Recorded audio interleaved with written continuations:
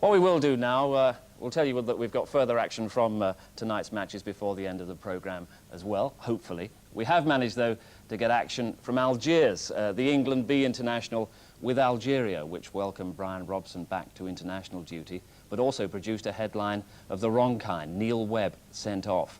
The Football Association brought back the tape of the Algerian television coverage, gave it straight to Sports Night, and Graham Taylor will watch a 90-minute version tomorrow. But here, for the first time, the key moments with Tony Gubber. England B's excursion to Algeria promised much, with Brian Robson making his international comeback in a team bristling with players anxious to enhance their reputations before manager Graham Taylor. But a torrential desert downpour and some curious decisions by the Tunisian referee reduced this to a night of watery frustration.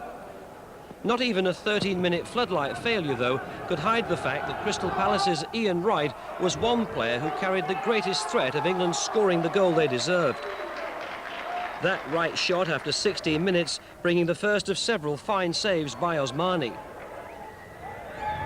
The PFA have recently been campaigning that video evidence should be used to prove a player's innocence as well as his guilt, and two incidents in Algeria seem tailor-made to prove their point. Brian Robson's return after two Achilles operations was blotted by his booking just before half-time. But any foul on Lazizi was clearly committed by David Burrows of Liverpool. Robson, standing yards away, was cautioned by referee Youni. And Robson's Manchester United colleague Neil Webb returned to England depressed after his sending off just after half-time. But his spirits may well be lifted tonight when he and manager Graham Taylor see this television evidence for the first time. There's no automatic disciplinary action for being sent off in a friendly international, and Webb must wait to see how the FA react to the referee's report and the evidence of their own eyes. Webb was clearly the victim of a savage two-footed tackle. The reaction of a player who's recently missed a major part of his career through injury was reckless, but surely understandable. The referee, closer than anyone, claimed later that Webb had struck an opponent. England B's trip to the edge of the Sahara, though, would have ended more fruitfully if they could have scored.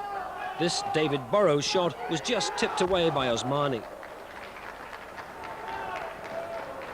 For the handful of spectators who braved the thunder and the lightning, it was the speed and the control of Ian Wright that continually caught the eye.